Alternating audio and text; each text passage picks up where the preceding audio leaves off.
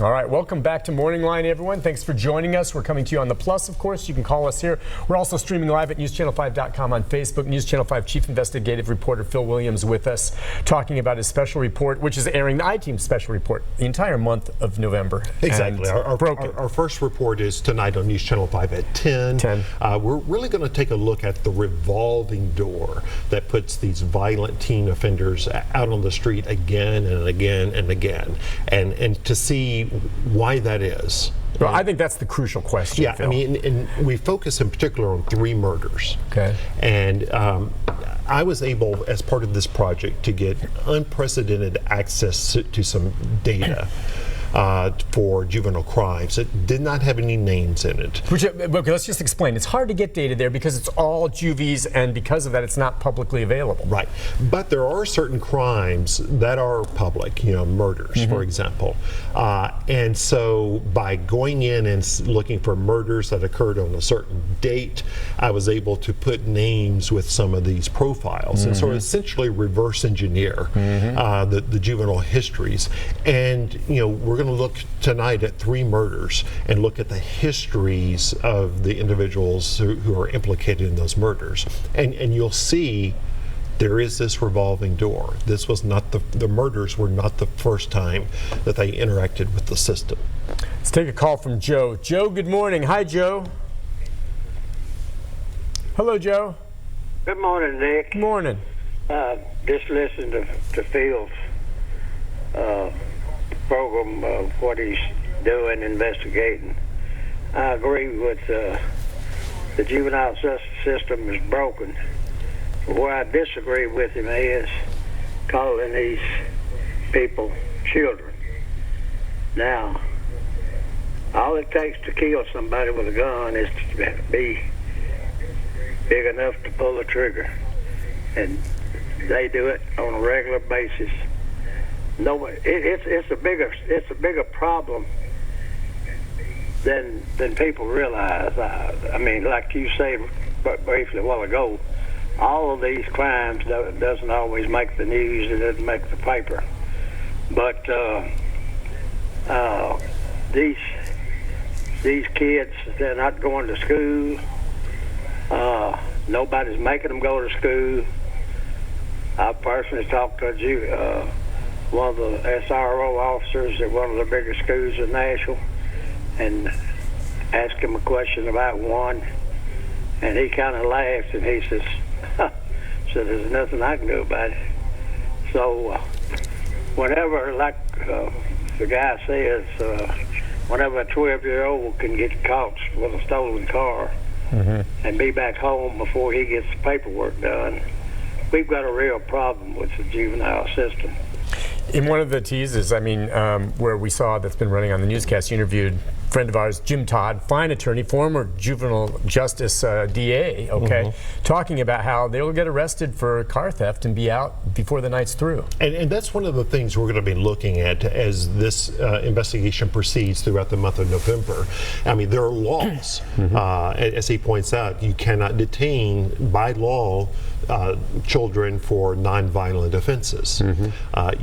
The police arrest them, take them downtown to juvie, and the juvenile court officials pick up the phone and call mom or dad and say, come get your child. Yeah, if it's nonviolent. If it's nonviolent. But I want to respond to his point there.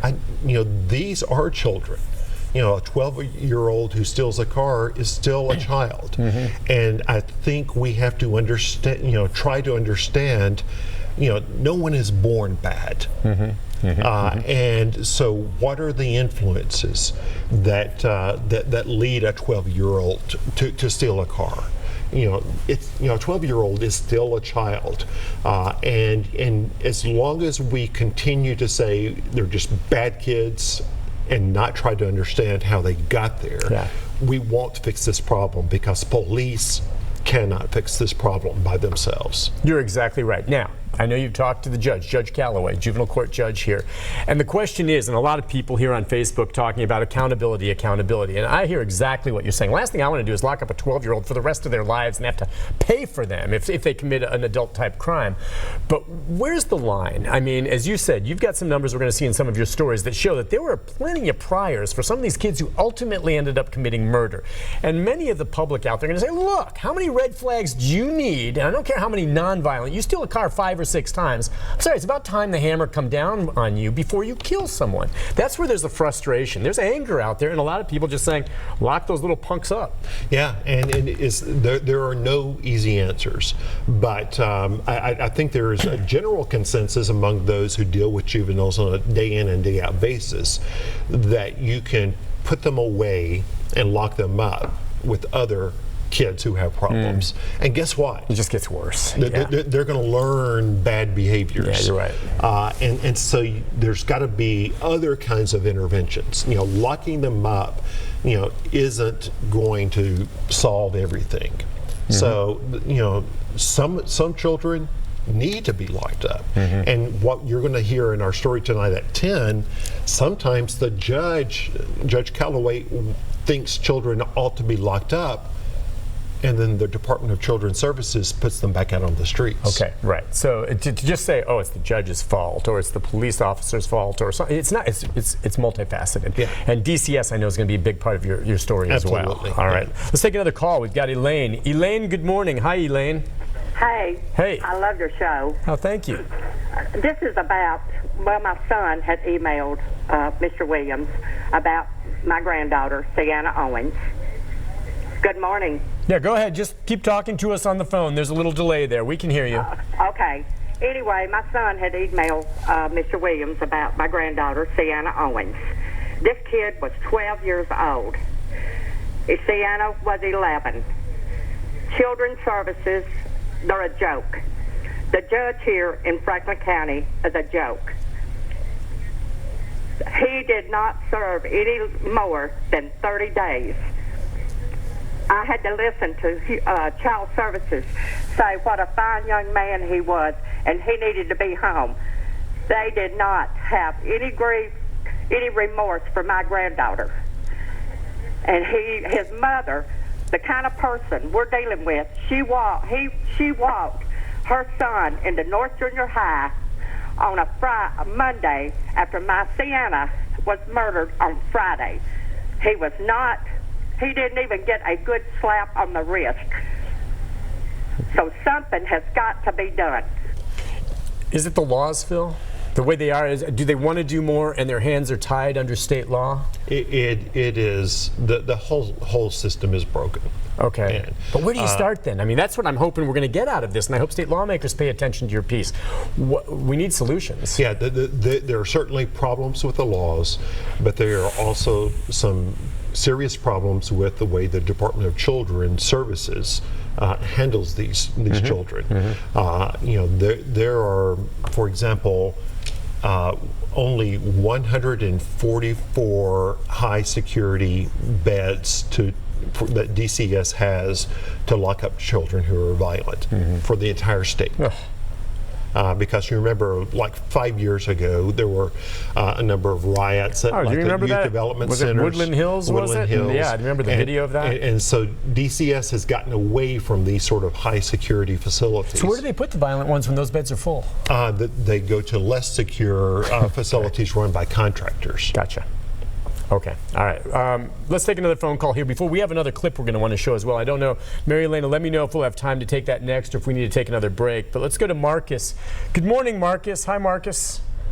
Good morning. Morning. See, once again, you guys are once again trying to put juveniles in a certain category, and especially based on race. Phil, when are you going to do a story on why affluent people in Governor's Club out in Brentwood keep killing each other?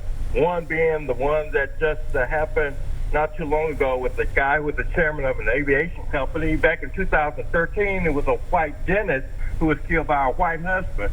I mean, why are people in Governor's Club in the Brentwood area, where it's very affluent and people are making well over $100,000 a year. Why are they feeling the need to kill each other when they're doing so well? Why don't you do a story on that sometime and stop trying to blame black teenagers for all the chaos? Okay, I've seen your stories. You're not blaming black teenagers or any other teenager for this, but that's his perception. You want to answer that? Yeah, I mean, number one, people in Governor's Club are not killing each other and shooting and carjackings every single day. Mm-hmm. Let's just be honest about that.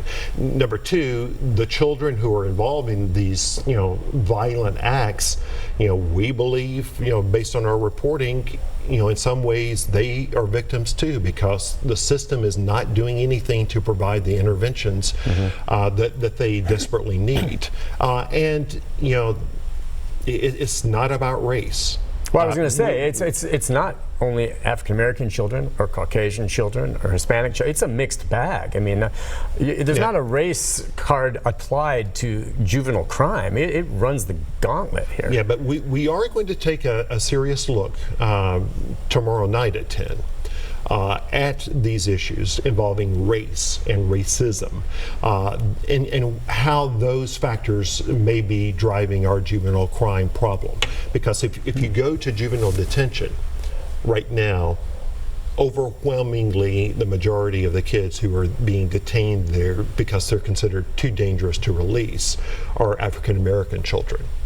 And so we wanted to know why that is. And we've talked to some very prominent African Americans about this.